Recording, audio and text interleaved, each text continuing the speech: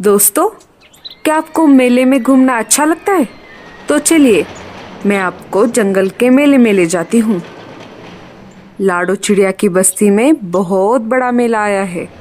सारे पशु पक्षी मेले का बहुत मजा ले रहे हैं। ऐसे ही हमारी लाडो अपने बच्चे टीलू को मेला दिखाने लेकर आई है।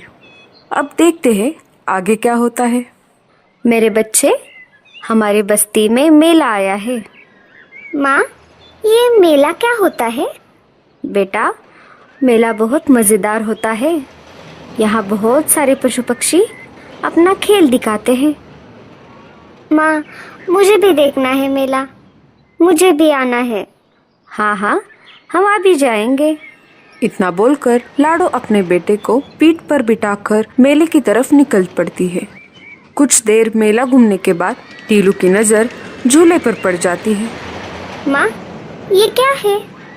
ये झूला है बेटा, क्या तुम्हें इसमें बैठना है? हाँ हाँ, मुझे बैठना है माँ। झूले का मालिक एक चील था। आइए आइए, झूले में आसमान की सैर कीजिए। एक चक्कर के लिए सिर्फ एक बेरी। आइए आइए। चील भैया, मेरे बेटे को झूले में बिठाइए ना। हाँ हाँ, क्यों नहीं, लाओ एक बेरी। मेरे पास तो बेरी नहीं है, और बेरी का पेड़ तो ऊंचे बर्फीले पहाड़ों पर है। मैं उतना ऊपर तो नहीं उड़ सकती। चील भैया प्लीज बैठने दीजिए ना मेरे बेटे को।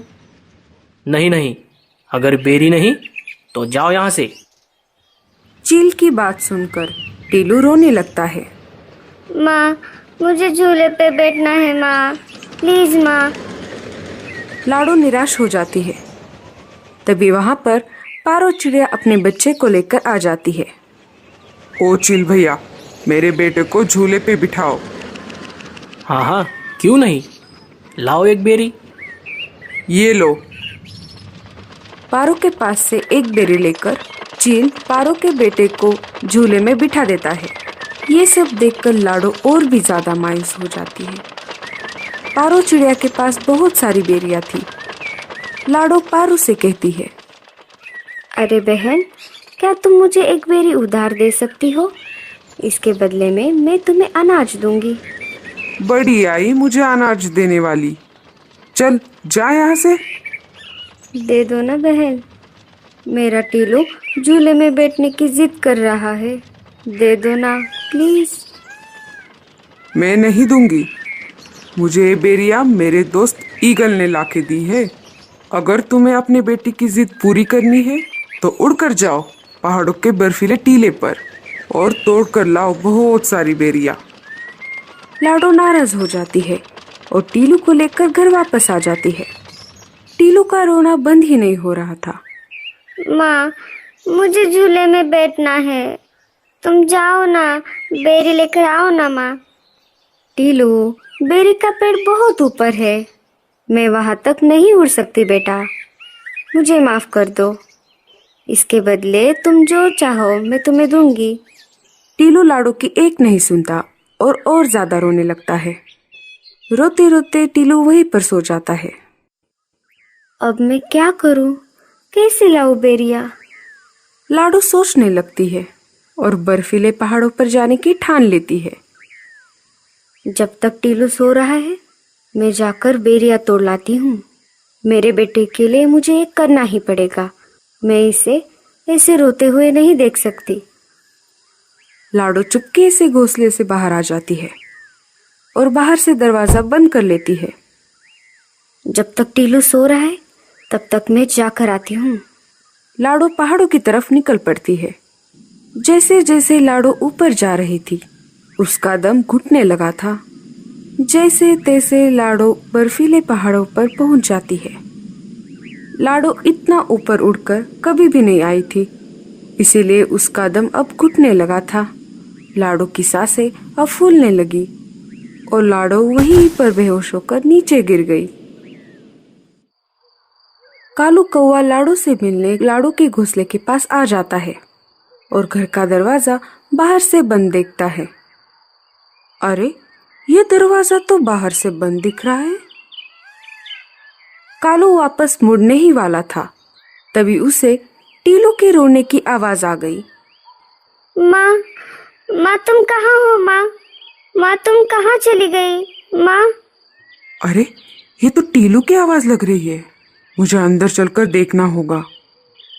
कालू दरवाजा खोलकर अंदर चला जाता है। देखता है तो लाडो अंदर नहीं होती। वो अनाज लेने मेरे साथ आने वाली थी। शाम हो गई, अभी तक नहीं आई, इसलिए मैं चला आया। कालू मामा, पता नहीं माँ कहाँ चली गई।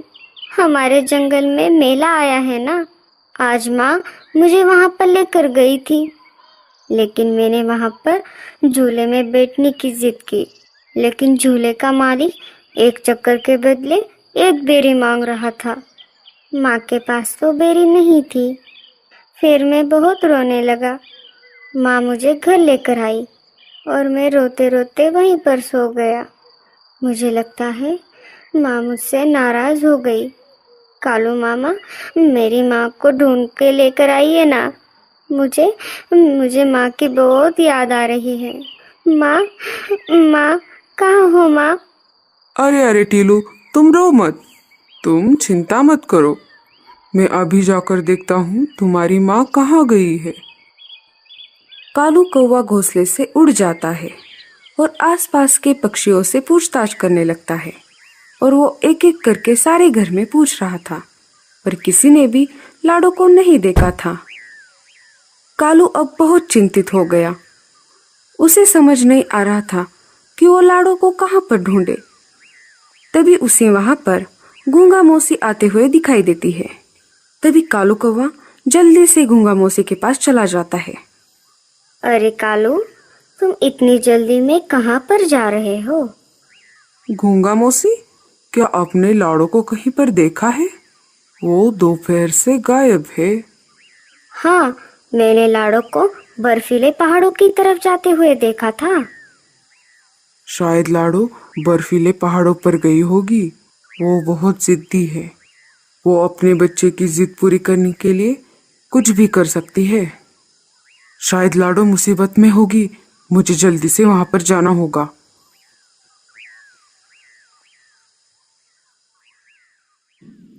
कालू कौवा जल्दी से बर्फीले पहाड़ों पर निकल पड़ता है। जैसे ही कालू कौवा बर्फीले पहाड़ पर पहुंच जाता है, वो लाडो को आवाज लगाता है, लेकिन लाडो उसे कहीं पर नहीं दिखाई देती। लाडो, लाडो, लाडो।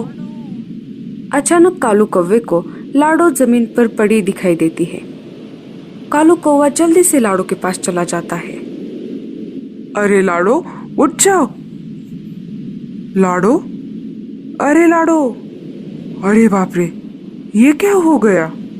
लाडो को इतनी ऊपर नहीं आना चाहिए था। शायद दम घुटने की वजह से ये बेहोश हो गई है। मुझे जल्द से जल्द एम्बुलेंस को बुलाना पड़ेगा और लाडो को उल्लू डॉक्टर के पास ले जाना पड़ेगा। कालू कौवा डॉक्टर चाचा के पास चला जाता है। डॉक्टर चाचा, अब जल्दी से एम्बुलेंस का इंतजाम कीजिए। लाडो बर्फीले पहाड़ों पर बेहोश पड़ी है। हाँ हाँ, तुम आगे चलो, मैं एम्बुलेंस लेकर तुम्हारे पीछे आ जाता हूँ। कालू आगे आगे उड़ रहा था और एम्बुलेंस पीछे पीछे आ रही थी। कालू लाडो के पास पहुंच जाता है। डॉक्टर चाचा लाडो की जांच करते हैं। कालू, लाडो चिड़िया तो सिर्फ बेहोश है, इसकी सांसें अभी भी चल रही है। जल्द से जल्द हमें इसे हॉस्पिटल में भर्ती करना होगा। एम्बुलेंस लाडो को लेकर अस्पताल की तरफ निकल पड़ती है। डॉक्टर चाचा लाडो को कुछ दवाई पिला देते हैं। थोड़ी देर बाद लाडो चिड़िया होश में आ जाती है। लाडो, तुम बहुत जिद्दी हो। आखिर तुम तुम्हारे बेटे के लिए कुछ भी कर सकती हो। अरे कालू, माँ तो आखिर माँ होती है। कालू लाडो को लेकर घर वापस आ जाता है। ये सब उस चील की वजह से हुआ है। मैं देखता हूँ वो टीलू को झूले में कैसे नहीं बिठाएगा। टीलू, चलो मेरे साथ। कालू टीलू को लेकर मेले की तरफ निकल पड़ता है। कालू मामा, आप मुझे मेले में क्यों लेकर जा रहे हो? टीलू बेटा, तुम्हारे लिए एक सरप्राइज है। कालू टीलू को लेकर मेले में आ जाता है। चील भैया, मेरे भांजे को झूले में बिठाओ। हाँ हाँ, क्यों नहीं, लाओ एक बेरी। चील कालू से बेरी लेता है और टीलू को झूले में बिठाता है। तब तक लाडो वहाँ पर आ जाती है। टीलू को झूले में बैठता हुआ देखकर लाडो बहुत ज्यादा खुश हो जाती है। लाडो कालू के पास चली जाती है। कालू भैया, ये कैसे हो गया? अरे लाडो, ये कितना आसान था। जब मैंने तुम्हें एम्बुलेंस में बिठाया, वापस आते समय मैंने 4-5 बेरियां तोड़ ली।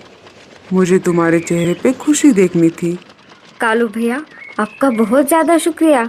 आपने मेरे टीलू बेटे के लिए इतना कुछ किया और मेरी जान भी बचाई। हाँ हाँ, बस कर पगली, अब रुलाएगी क्या?